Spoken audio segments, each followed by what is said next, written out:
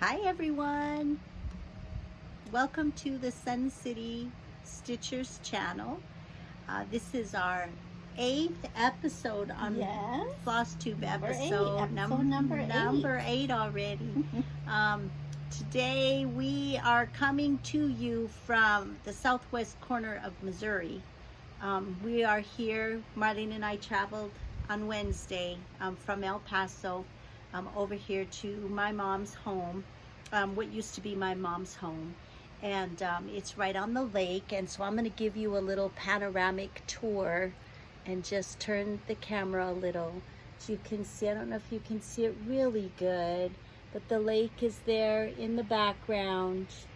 By the tree, you see the trees are on a bank, so we can't walk down to the water from here because it's a steep bank. She lives up high on a bank, but the lake runs all the way around in back of Marlene, and so we have a beautiful view. It's quite humid here because we're in Missouri, so let me get the camera set right now so that you see both of us again.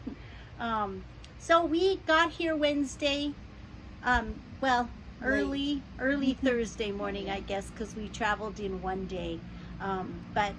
So we had a little bit of a disrupted week as far as our cross stitching. Yes. I had a really grumpy day on Tuesday because You didn't get to stitch at all. No, I was packing and getting things organized. I didn't get to stitch. I think my husband was glad to have me go.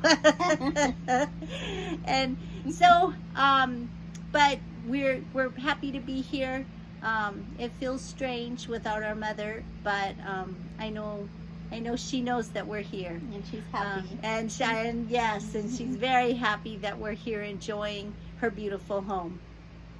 So let's talk a little bit about the progress we did manage to make with our disrupted week. Marlene, what did you work on? Okay, well, I got my bingo project done for the goal that I had set for myself. I got that done. Oh, remember she wanted to get the first page done.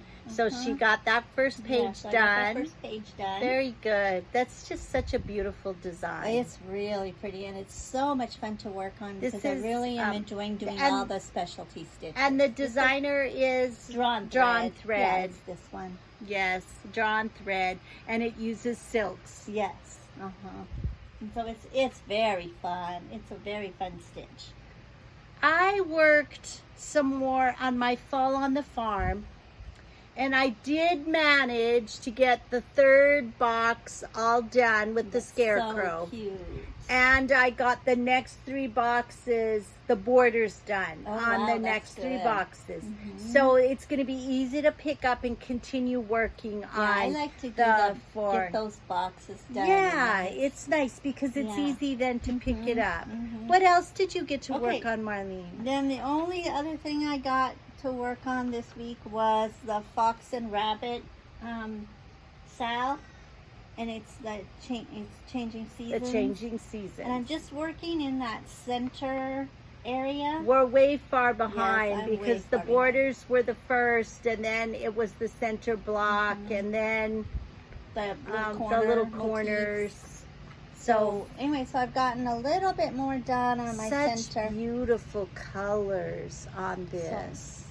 Really, really pretty colors. Notice how she put a little arrow right here, because right now all of the sides look the same. Yeah. So she just marked a little arrow to show that this is the top of her project, so that she doesn't accidentally pick it up and start stitching. And turn it. So I'm working on those little green, can you point the little green corners? On these little green motifs here. They have a little more top up here. Yeah, they have more top up there. So anyway, and then where do you think you're going to go after that? Are you going to go and finish, because you've done one motif? I'll probably finish my other corner motif, so that much is done. Well, then that would be 2 months, February and March. And then I might next I might try to do a little bit more like this border on the border. Yeah, just so I can get a little bit done of that at a time. Yeah, because that's going to be long. Yeah. I worked on several smalls. So I finished Yeah, I didn't get any smalls done yet. the petite easel, the October petite easel. Where's the candy? This was a Faithworks design. I love the little buttons here that look like pieces of candy. Oh yes, those are cute. So I Very did that cute. one. And then does this one have a little resin figure that goes with it? Yes, it does. And what is that? It's a little stack of it looks like a little jack-o'-lantern man. Oh, He's okay. kind of tall. He's maybe 6 inches tall. Oh, okay. But he looks like a little stack of jack-o'-lanterns, but he has Okay. arms and legs. Oh, how He's cute. really cute. That's And cute. then I finished the Welcome Spring easel. This is a little mini easel too. You can see how small it is. And I brought my stuff for finishing because these are small projects, so I can I finish have that them one to do while so I'm here. I'll try to get that one done so you can. And then finish I it for me. did also finish the rest of my trios. I had this one done. Remember, this is going to be the little drum pin cushion, needles and pins. And then this is going to be a scissor fob. My initials are here, but it just will get folded like this with some batting in the middle. And then a tassel comes from this end, and then you have a twisted cord that comes out here to attach to your Oh, cute. scissors. So it's real cute, and so that Yeah, I will have get that to do, finished. too. This is just a little band that goes around an antique spool. It's just a flag, so that will just get wrapped around the little spool and a little twisted cord around the top and bottom. And then this is what goes into the bottom of the box. So you have a little Smalls box to store your things in. So I got all of those done. That's I did good. get those You all got a finished. lot done. Plus, I got this one I already had done. This was the Easter shadow box designed by Faithworks. That's so cute. And I have the center square done, except just to put, I guess that helps see those pale colors a little bit, except to glue a little rabbit here in the center, but that will be done when I do the finishing. It's not even really a button because there's no holes, or at least I didn't see holes. And then I got the first rectangle done. Oh, So that's this was the one, this was my homework, something that I could put with in a the muffin. carrots. Yes, and so I said, well, you could put carrots in when you were Yeah. making a carrot cake muffin. That's really And cute. so I got that first rectangle done. So I have the other 3 rectangles to finish, and these are on my Smalls challenge list. So I'm hoping to continue working on that. So that was my progress. You got a lot done. Well, I got a lot of Smalls done. I was hoping to get some smalls done in the car, but then it And worked then out where I couldn't stitch. The other thing that I did get done this week was our project bags. Remember, we showed these last week, and so this is Marlene's, and it actually went together very easily. You can see the scissors, the zipper. And with the little, you make little tabs to put on the end of the zipper. And I just had some kind of little coordinating ribbon or something to add as a little zipper pull. So I just knotted this around it. It's lined in the inside, so you can see that it's all lined, and it was actually very nice. fun. They're Very very fun. nice. Now Marlene has already picked out fabric for a fall project Yes. bag, so I guess I'll be making more. The other thing we talked about last week was our new start that we're going to start on the 19th. Yes, on Sunday, our long dog sampler, the quilted bees. Do you have a picture of that? And yes, I do. The quilted bees was the long dog sampler, and it reminded us of. I did have a picture too. It reminded us of the 1930s vintage quilts with the little hexagon shaped pieces in the quilt. So it's the one that looks like this. So Marlene and I each chose our colors. So Marlene, do you want to share your colors? What ones we chose? All anchor floss Yes, all anchor for floss. the main part of the cross stitch. So these, I don't have them on floss floss drops yet. I haven't gotten that done. But these are the colors that I've chosen. Okay, so you've got a blue. Blue. This is 129 Anchor Blue. I think that's 298, and it's rather a bright yellow, and then more of a 307. gold. 307. 2 shades of pink. 2 shades of pink, and they are 36 and 40. So those are her 2 shades of pink. And then a green. A green, 243. And then a teal, 1074, I think it is. A teal color. And then the purple. And an 872. 872 purple. So those are going to be for the little fabric looking like blocks. Oh, I'll show. And the background. So those are really pretty together, Marlene. Those are really pretty. And then remember, we're doing it on this kind of ivory colored fabric. So you can see that the flosses look really nice on that fabric.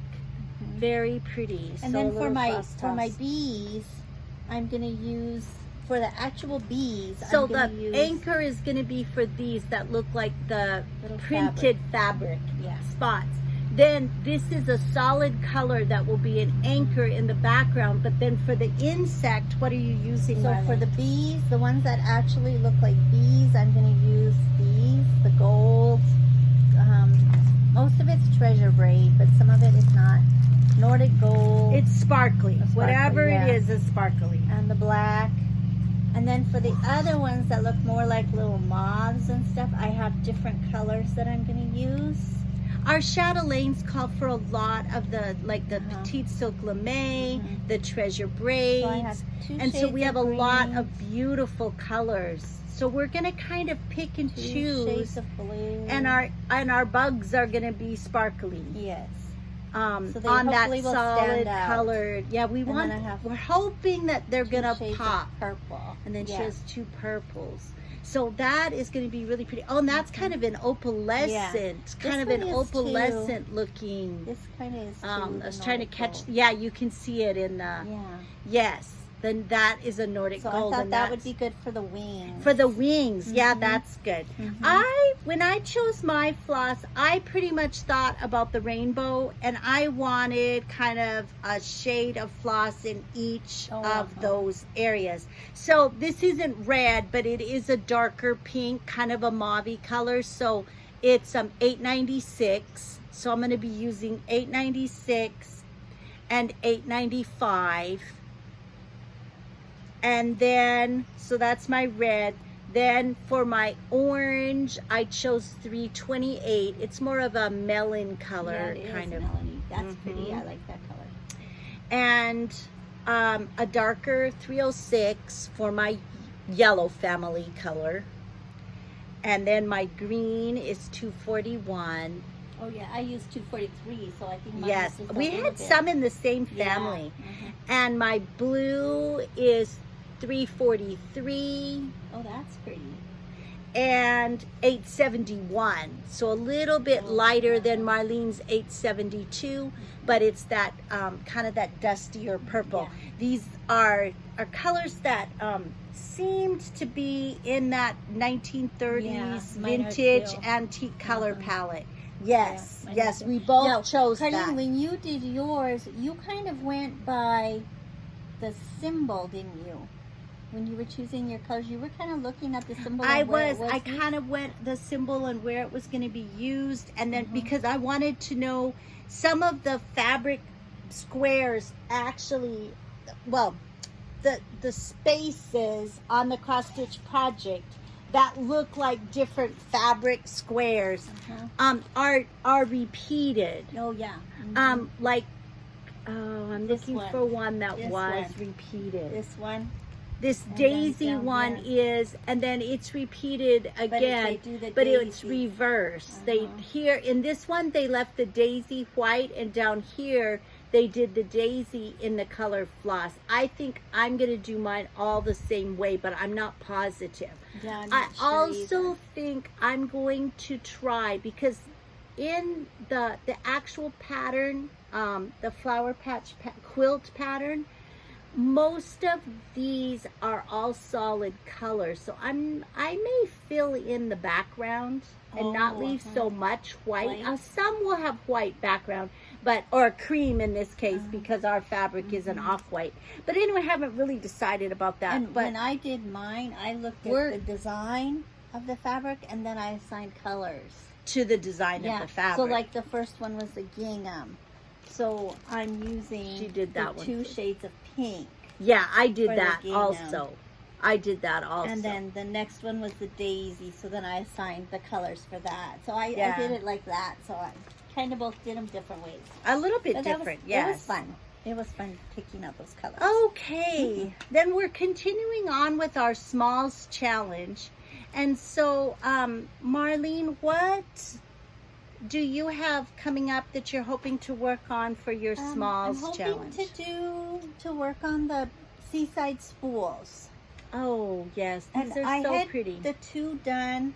You have these two smaller ones done and with the waves the and this one. Do I have that?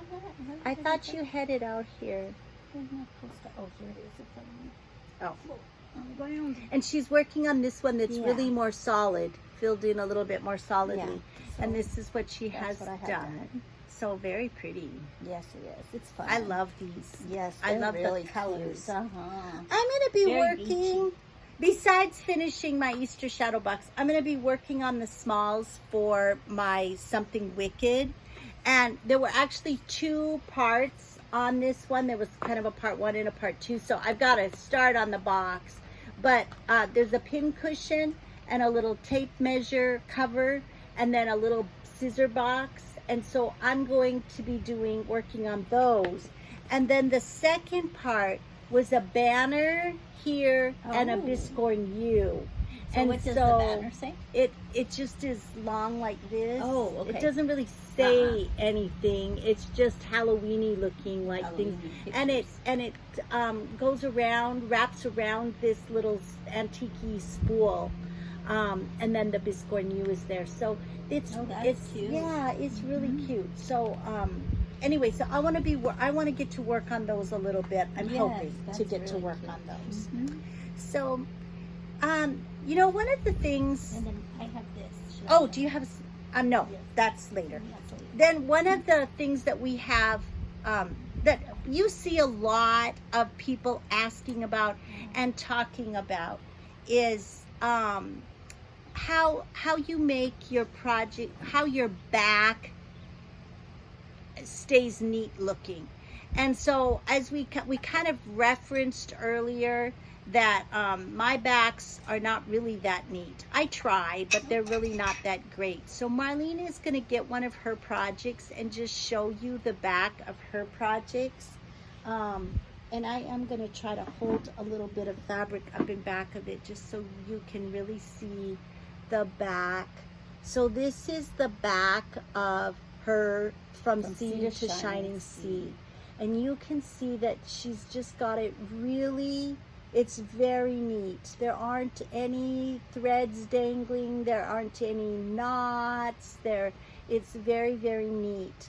And one of the things that is important about having a neat back is that when you're finishing it, whether you're framing it or whether you're finishing it yourself, if you end up with like a big knot in the back, sometimes that will keep your project from laying flat and nice. You're going to end up with a little bump. Another thing that you want to be careful about is if you're dragging your thread from one place to another, that sometimes it will show through, especially if it's framed, and you'll see those trails of threads going especially from one if it's X a to lighter another. Linen, Or some of the linens that are a little more thin. You know, if it's even weave, you're not going to probably have as much issue with that, but some of your linens you will. So Marlene, I know you have rules. She loves rules. I do. You can tell she was a first grade teacher. What kind of rules do you have to help keep your backs looking really nice? Well, one thing, like when I'm stitching, if I do have to skip some spaces, I always make sure I personally I don't go over more than 2 stitches. So like here between her white stitches, it's just 2 spaces. She will go ahead and go from this little row of white stitches to this without tying usually. off. And then another thing that I do, I like to do my background first, and then, oh look, this is coming. And then I fill in like the other spaces. So like on this, I did the brown first, and then I went in and filled in the windows and the door, because that way if you do skip threads, then when you go back in and fill in those things, that covers up those threads that you've skipped. Okay. Those things. So that's why I like to do it that way. And then I never do that because I don't like all that counting. Oh. So I'll put my windows in first and then fill in the brown around. I think it adds more counting when you have to find where to put the windows. So I don't know. That's what I like to do. And then another thing that I do, like if I get a knot, I always stop and make sure I can get the knot out. If I can't get the knot out, then I cut my thread and tie off, and then continue stitching with the thread. After I've cut the knot out, I don't continue to stitch and just let the knot stay there. No. And so what happens if you're stitching and then you turn over to tie off and you see that you ended up with a big, like a loop or something in the back? I unstitch. So you do unstitch. I do, and it's a pain sometimes, especially if you're using thread that tends to knot. It's a pain, but I just can't stand that messy. And it is really important because the thread, you don't want the thread to be you don't want the thread to be showing through when you've got it finished. So Marlene, and then you have a couple of different techniques that you use when you start a new strand, don't you? Yes. So what for anchor, like when I'm using anchor or a solid color of floss, I use the loop method. So I'll use 1 strand and then loop it if I'm doing 2 strands. I loop it to get my 2 strands, and I start with the loop method. Okay. And then for others, if I'm working with over-dyed floss or just 1 strand of floss, I start with the pin stitch. So she has those 2 techniques, and both of and those are that's really really good. Helped me a lot with my back too, because I don't have very good visual perception or something, and when I turn it over on the back to start my stitch, I tend to get mixed up of what side of the project I'm on. So And sometimes I'd start and then I'd end up dragging my thread. And both the pin stitch and the loop method, you Are started started from the front of the project. So what we're going to do now is have Marlene demonstrate both of those techniques for starting a new strand of floss on a project. So Marlene, which technique are you going to demonstrate for us first? I'm going to start with the loop method that I use. Okay. And so what project are you working on? I'm going to be working on Home Sweet Home, the Faithworks design that's in the Just Cross Stitch magazine. And I'm going to be working a little bit more on the Spanish casita. Okay. So how do you start? Okay, so I start with my thread. This is anchor floss, and I just doubled 1 strand, so I have a loop at one end. And you like quite a long piece of like floss. Twice a long So piece. you just kind of have to keep in mind when you're doing the loop method that you're going to have your piece of floss in half. So keep in mind how long you like your floss. And then I go down from the front. So notice that she's starting on the front of her piece. I'm going down from the front. I'm just and pulling it. She starts her cross stitch in always in the top left corner. Yes, top left. So she's gone down on the top left, and you see the loop. Do you want to show them the loop again, Marlene? Here's the loop. You see the loop here that she's left on the top. Okay, and then she's bringing her needle up. Yes. Then I'm going to bring my needle up from the bottom right corner. Bottom right corner. Okay. And I pull it through, and then I go put my needle through the loop. So she's catching the loop. And I pull it all the way down. And then I go back down in this She's going space back down that I in went the same hole that she just came up in. And then I pull it tight.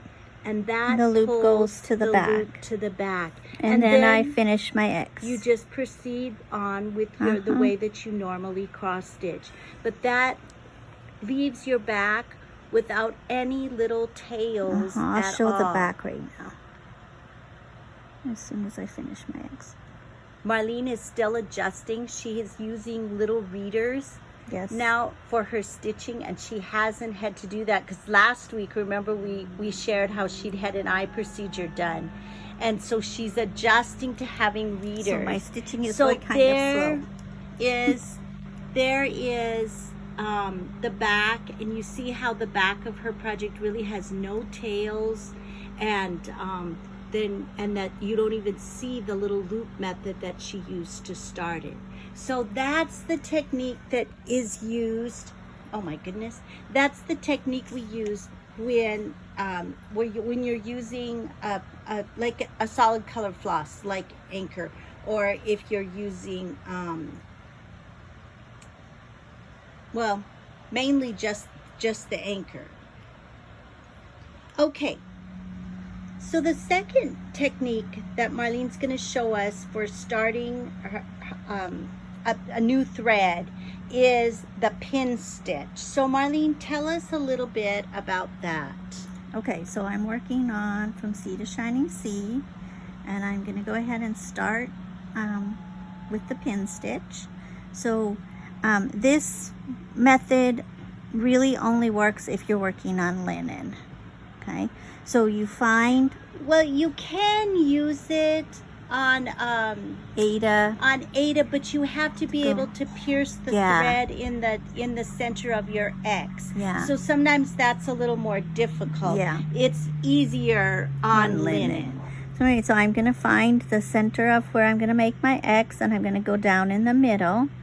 So you see that she's working on the door, and the very next X would be over those two threads. She's going over just one thread and up one thread. So I'm going down in the center. She goes right in the center of where the cross stitch is. Then I leave quite a long loop. And see how she's holding the tail of the thread down with her thumb just to hold it in place. And then I'm going to come up one thread away. So now she's coming up in the top left corner where she normally starts her cross stitch. No, I come up from the side. I actually come up from the side. And she then, does it a little differently. Yeah, I do it different than you do. I come up from the side, and then I go back down in the center. I hope I'm doing this in the center. It's kind of... It looks right. Okay, so she my readers, and then I go down from the up from the other side, still right in that middle row of, in the middle of where your X is going to be, and then I go back down in the center. This is really going to lock your thread in place. And now she's ready. And now I'm going to go up and I'm going to make my X. But first I'm going to cut off that tail. And I cut it off really as close as you can. Give it a gentle pull, and then cut it as close as you can to the fabric, because then the little tail disappears into the back. Yeah, and it disappears into your X. You don't see it as you cover it with your X. And then I'm going to come up and I'm going to make my X like I usually do. I go from top left to bottom right when I make my X. And so that is how she starts with the pin stitch. And not only does it keep the back of your project really neat, but I think it really saves on thread as well. You waste a very, very small amount of thread. So those are all right. So hopefully you all found that helpful. I know those of you who are veteran stitches, you probably know all of that. What did I say? Stitchers, veteran stitchers. You would know that, but I have not been using the pin stitch for very long. No, maybe a year and a half, Yeah. couple years maybe. But so those of you who maybe have just started cross stitching, or you stitched years ago and now you're just picking it up again, sometimes those are nice little hints about what to do. And like I said, Marlene's backs of her cross stitch projects are always really really neat and really beautiful, and so those are good hints for keeping your backs a little bit more orderly. I think the next thing, Marlene, is what you have that you're going to be working on this coming week. Oh, okay. Well, it's my next bingo project. Oh, bingo board project. Yes, which is Pumpkin Patch Farm. Pumpkin Patch Farm. So cute. And this is a Victoria sampler. yes, and I'm working on the top band. And now you got this project, and it had the silk pack that came with it, right? Yes, So she has the silks, the called for threads in silks. Okay. And then this, of course, I haven't worked on it, so it's the same as it was before. Just the roof of the little house and a tree branch there, but that's Yes. where you're going to pick up then. Yes, And she's hoping to get this first, her goal was to get this first area done because it's solid stitches. Yes. So, and over one with the little leaves. and over one. I have a couple of projects I'm going to be working on. I'm going to be working on my Home Sweet Home some more. That's good. This is one of my homework and also an extra credit. So I want to get the quaint colonial finished, and then I'm hoping to get the A-frame and a good start on the one that's going to go in the last block do you down just here. have a little bit of the roof to finish and Just- then back stitching on the quaint colonial? Yes. Oh yeah. So that. And so anyway, so that's, I'm going to be working on that, my Home Sweet Home. And then I also am going to be working on changing seasons. And I too only have my center square done. No, those are pretty colors. I just have the center square done on that. Very pretty. And so this is an extra credit for my challenge group that I belong to. So this is done. So I'm going to go out now and work on the little motifs that are on the corner here. And you marked your Yes, I marked with my little arrow too. So I'll be working on that as well as some stitches on my chatelaine Hawaii. Oh yes. So I have big projects. And then my smalls challenge, I'll keep working on that. So hopefully this week we'll get a lot of stitching time. Yes, hopefully. Yeah, it was we're kind of hard with traveling last week and getting ready to travel. We got a little disrupted, but I think this week will be better. We'll have a lot more stitchy time. Other than that, I don't think we have anything else. So we hope you all have a wonderful weekend, that you're celebrating and having a joyful Father's Day. Yes. And remember that a day without laughter is like a day without sunshine. So from the Sun City Stitchers, coming from the southwest corner of Missouri, Wherever you are, bring your own sunshine and keep on stitching. See you next week.